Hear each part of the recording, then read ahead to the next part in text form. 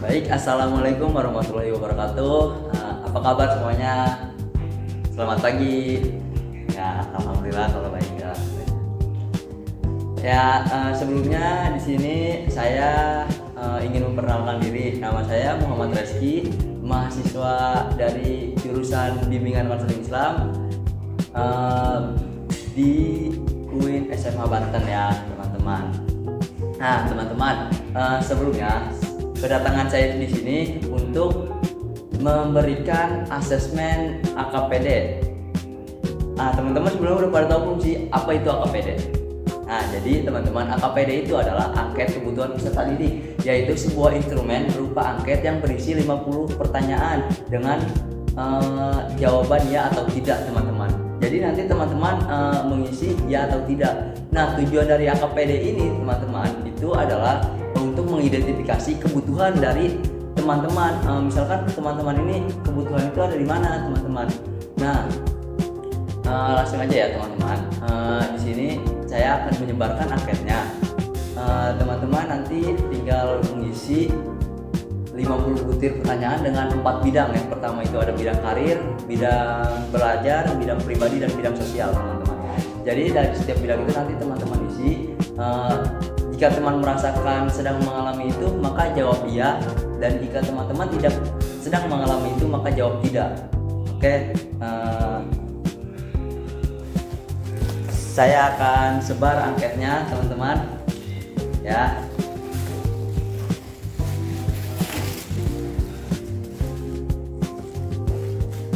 Nah, baik teman-teman, sudah dapat angketnya semua. Siapkan pulpennya ya, teman-teman. Sebelum kita mulai dan mengisi, apakah ada yang ingin ditanyakan, teman-teman, tentang perihal pengisian ini, atau masih ada yang belum dipahami? Oke, alhamdulillah kalau sudah paham semua, teman-teman. Baik, silakan mengisi. Diberi waktu sampai 30 menit ya, teman-teman. Baik, terima kasih sudah selesai. Dikumpulkan kembali ya, teman-teman.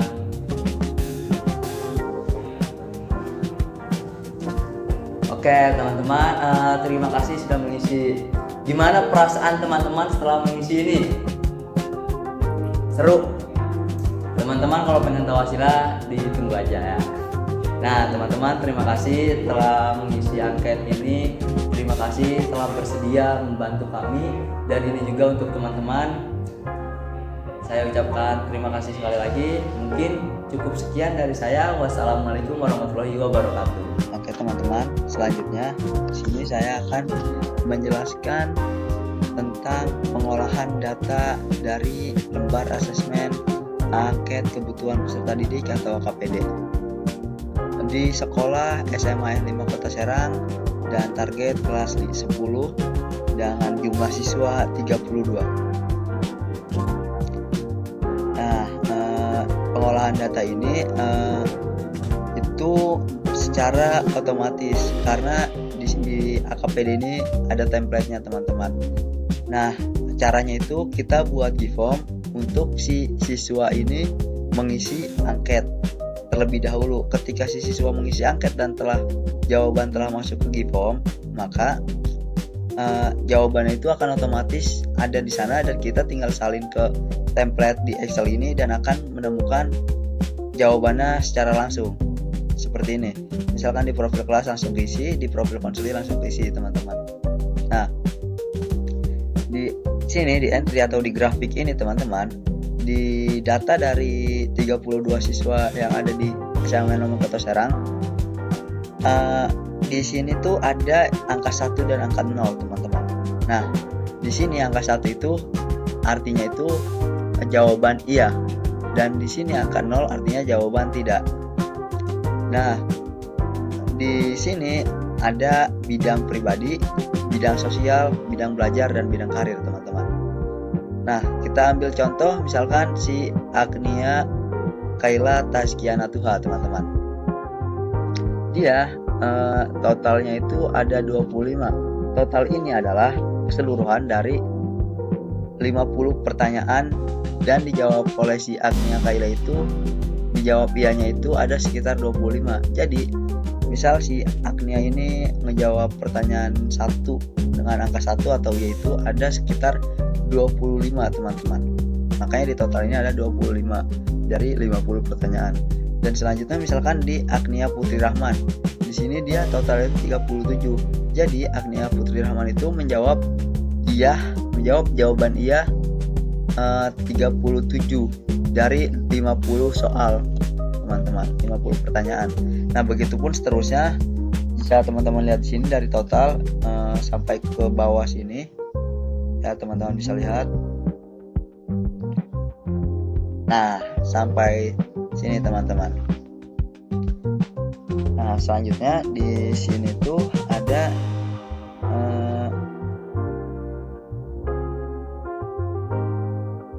pertanyaan dari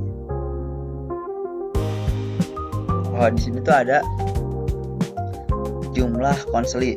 Nah, jadi di jawaban pertama itu yang menjawab itu ada hampir sekitar 22 teman-teman.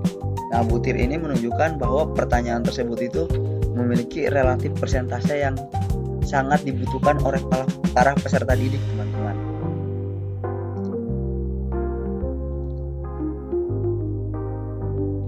Nah, selanjutnya itu di sini tuh ada profil kelas teman-teman. Nah, profil kelas itu di sini tuh menunjukkan pertanyaan. Nah, misalkan di sini ada pertanyaan, saya merasa belum disiplin dalam beribadah pada Tuhan Yang Maha Esa.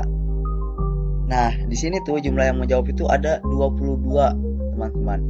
Jadi persentasenya itu terbilang tinggi karena ketika persentase melewati 2% itu bisa dinyatakan tinggi, dan ketika melewati 1% itu bisa dikatakan sedang teman-teman. Tapi ketika di bawah 1% itu bisa dibilang rendah. Nah, kita di sini mencari tahu di mana pertanyaan mana yang paling banyak sih paling butuh bantuannya. Misalkan di sini kita ambil di pertanyaan keempat, yaitu saya merasa belum bisa mengendalikan emosi dengan baik, dengan persentase 8,65%, dan si konselinya itu ada 32 teman-teman. Seperti itu. Nah, di sini teman-teman kita bisa lihat di setiap siswa ini memiliki persentasenya tersendiri. Jadi bisa kita lihat teman-teman, persentase siapa yang paling gede di sini. Misalkan kita lihat di Jihan Puspitasari teman-teman. Nah, di sini tugas dari guru BK atau saya sendiri adalah mencari kebutuhan apa yang sangat diperlukan oleh Jihan ini, teman-teman. Misal kalau kita tarik ke grafik ini, Jihan itu sangat banyak mengisi di bidang belajar dan bidang karir, teman-teman. Jadi kita cari tahu ada masalah apa Jihan ini, karena mengisi banyak sekali hal tersebut, teman-teman.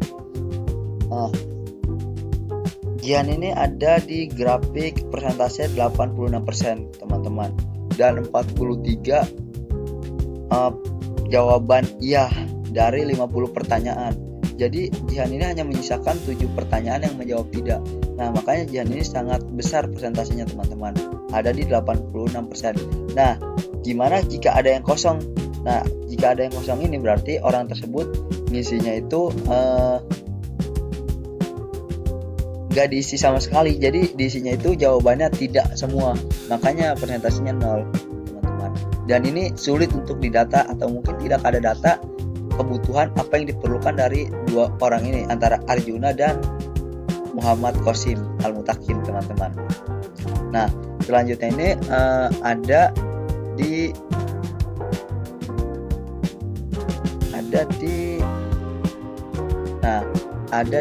action plan, teman-teman.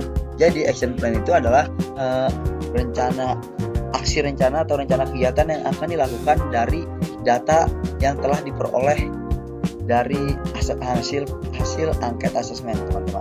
Nah, misalkan di sini di bidang pribadi, saya menggunakan strategi layanan informasi. Nah, dengan tujuan apa? Di sini agar siswa bisa mengatur dan mengekspresikan emosinya dengan baik dan tepat. Nah, kenapa saya mengambil tujuan itu? Karena karena di sini tuh di profil kelas itu sangat banyak yang belum bisa mengendalikan emosinya dengan baik, teman-teman. Makanya saya ambil masalah tersebut untuk kita pelajari dan kita melakukan bimbingan. Nah, materinya itu ada pengertian emosi negatif dan positif, serta cara memanajemen emosi yang baik dan benar. Dengan medianya PowerPoint dan metode yang dilakukan adalah seminar. Nah, di sini saya mengambil 2 masalah di bidang pribadi. Yang kedua adalah agar siswa mampu meningkatkan kepercayaan dirinya untuk berani mengambil tindakan dan keputusan.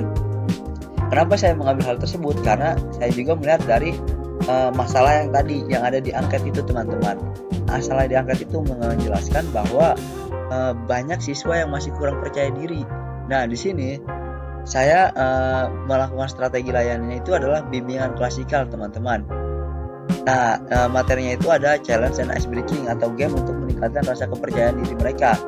Nah, terus kita memberikan materi yaitu dampak dari kurangnya rasa percaya diri, teman-teman. Nah, serta hal baik dan manfaat dari rasa percaya diri itu apa sih? Apa yang bisa membuat orang itu percaya diri dan apa manfaatnya gitu, teman-teman. Nah, metode yang dilakukan itu adalah workshop atau hampir sama seperti seminar dengan media itu PowerPoint, teman-teman. Nah, selanjutnya ada sosial, teman-teman. Di sini saya hanya mengambil satu, yaitu dengan tujuan meningkatkan semangat siswa untuk bergaul dengan teman kelasnya dan siswa menjadi lebih mudah bergaul, teman-teman. Nah, di sini saya mengambil strategi layanan yaitu bimbingan kelompok, teman-teman. Karena menurut saya meningkatkan semangat siswa untuk bergaul itu agak berat, jadi perlu dilakukannya itu bimbingan kelompok, teman-teman. Nah, dengan materinya apa saja? Ya, ada ice breaking dan games, serta membuat siswa lebih akrab lewat kerja sama tim. Nah, di sini saya menggunakan metode game yaitu Simon Say. Nah, medianya itu ada kartu berita dan PowerPoint, teman-teman. Nah, di sini juga ada layanan belajar, teman-teman. Nah, di sini juga ada layanan belajar. Saya menggunakan tujuan yaitu meningkatkan pengetahuan dan fokus siswa dalam memahami pelajaran tertentu. Nah, teman-teman, jadi di sekolah SMA N5 Kota Serang itu masih banyak yang belum bisa fokus untuk memahami pelajaran tertentu, teman-teman. Makanya di sini saya menggunakan strategi layanan yaitu layanan penguasaan konten. Nah, di sini materinya itu apa? Kita menggunakan cara meningkatkan fokus dalam memahami pelajaran dengan metode diskusi kelompok dan aktivitas relaksasi, teman-teman. Nah, apa aja yang diperlukan yaitu ada ATK dan PowerPoint, teman-teman. Selanjutnya ada di bidang karir. Di sini bidang karir ini masih banyak siswa yang belum tahu bakat, potensi dan dia merencanakan karirnya kemana. Makanya saya di sini mengambil tujuan layanan siswa mengetahui potensi, minat dan bakatnya, teman-teman, serta siswa mengetahui pilihan karir yang akan diambilnya, teman-teman. Nah, di sini saya menggunakan layanan penempatan dan penyaluran. Nah, dengan materi pemahaman tentang hubungan minat, bakat dan karir. Jadi di sini juga metode itu digunakan metode mengisi jurnal karir, membuat presentasi karir dan diskusi karir atau kelompok. Nah, medianya itu ada ATK, kartun dan PowerPoint, teman-teman. Nah, selanjutnya di sini saya akan menjelaskan program semesteran bimbingan dan konseling.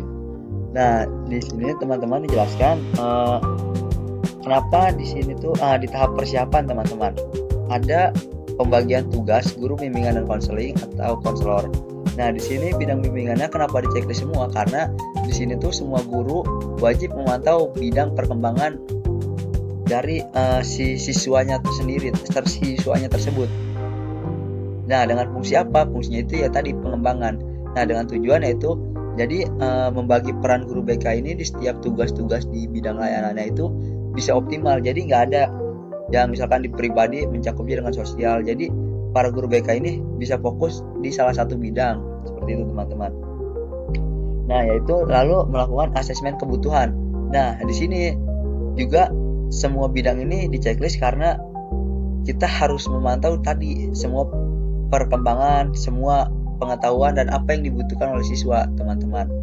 Nah, di sini fungsinya itu ada pemahaman dan pengembangan. Nah, dengan tujuan yang tadi mengidentifikasi kebutuhan dan permasalahan peserta didik di berbagai bidang tersebut, teman-teman. Dan selanjutnya menyusun program bimbingan dan konseling, yaitu setelah melakukan asesmen. Nah, hal tersebut juga ini kan karena kita di tahap persiapan ini pasti masih mencakup 4 bidang ini, teman-teman. Jadi pengadaan sarana dan prasarana bimbingan dan konseling juga sama, teman-teman. Akan tetapi waktunya itu berbeda. Jadi yang pertama itu di waktu bulan September sampai di konsultasi bimbingan. Nah, itu di bulan September, dan kita pengadaan sarana prasarananya dimulai di bulan Oktober, teman-teman. Nah, di sini juga dijelaskan sebentar ya, teman-teman.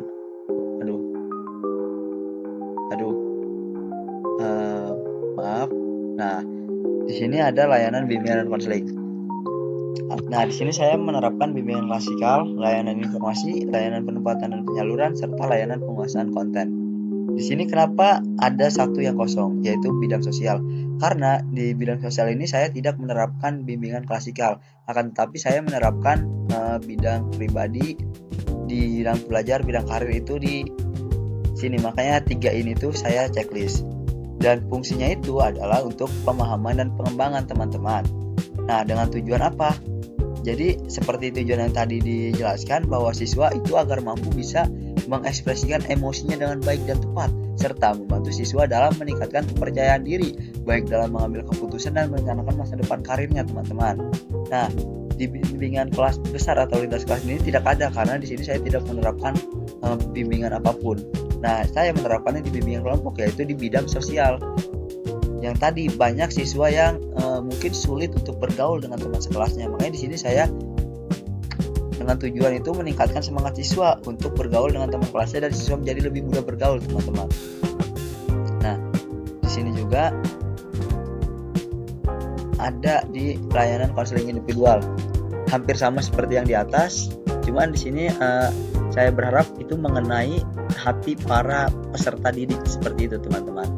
Ada dukungan di bagiannya, itu dukungan sistem, yaitu membuat evaluasi. Di sini 4 bidang saya isi karena di sini berfungsi untuk evaluatif dan manajemen, dan bertujuan yaitu mengetahui dan mengikuti perkembangan peserta didik, teman-teman. Dan itu dilakukan di bulan November. Nah, selanjutnya itu ada jadwal kegiatan bimbingan dan konseling, teman-teman. Nah, di sini dijelaskan saya melakukan asesmen kebutuhan itu di minggu kedua di bulan September. Karena sebelum saya melakukan asesmen kebutuhan, saya harus mendapatkan dukungan kepala dan komite sekolah. Makanya di sini tuh saya terapkan di minggu pertama bulan September, teman-teman. Nah, selanjutnya setelah kita mendapatkan dukungan dan melakukan asesmen, kita harus menetapkan atau melakukan pendataan atau pengolahan data. Makanya saya lakukan di minggu ketiga, akan tetapi saya menetapkan dasar perencanaan layanan itu di minggu keempat di bulan September. Nah, dan pelaksanaannya itu yaitu bimbingan kelompok terlebih dahulu yang dilaksanakan bulan Oktober di minggu pertama, teman-teman. Nah, selanjutnya itu ada bimbingan klasikal di minggu keempat bulan Oktober, dan di minggu pertamanya lagi di bulan November itu dilakukan oleh bimbingan kelompok, dan seterusnya itu perkiraan 2 minggu sampai 4 minggu sekali, teman-teman. Dan di sini di akuntabilitas ada yang menjelaskan evaluasi proses. Di sini saya mulai melakukan evaluasi itu ketika kita telah melaksanakan bimbingan kelompok dan bimbingan klasikal itu minimal selama 1-2 kali, teman-teman. Nah, di sini ada evaluasi hasil. Itu kemungkinan ada di akhir atau di perkembangan siswa yang benar-benar setelah berkembang, teman-teman. Nah, selanjutnya itu ada RPL atau rencana pelaksanaan layanan bimbingan kelompok, teman-teman.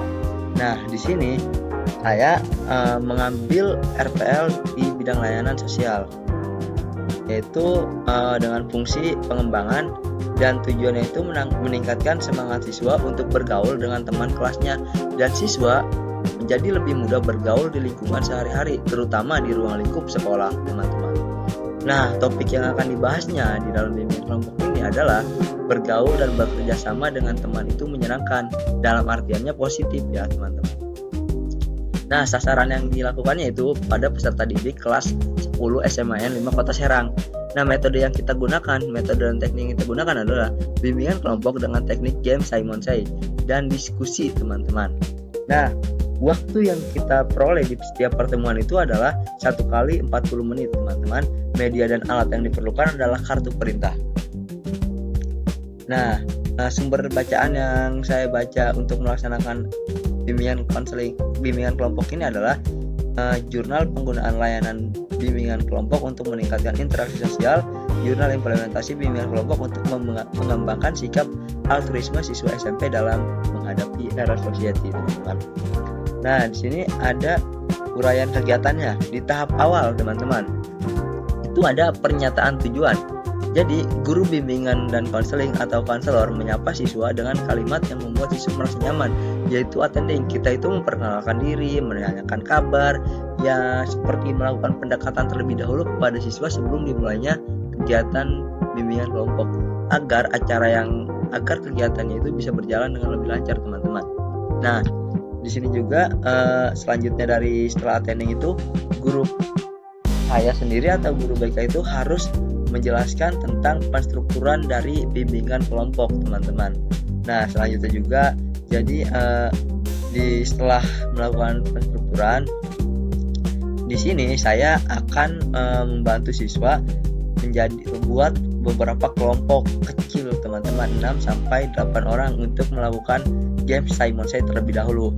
Dan setelah melakukan game ini, maka dilanjutkan dengan diskusi dengan topik yang akan diberikan, teman-teman, seperti tadi.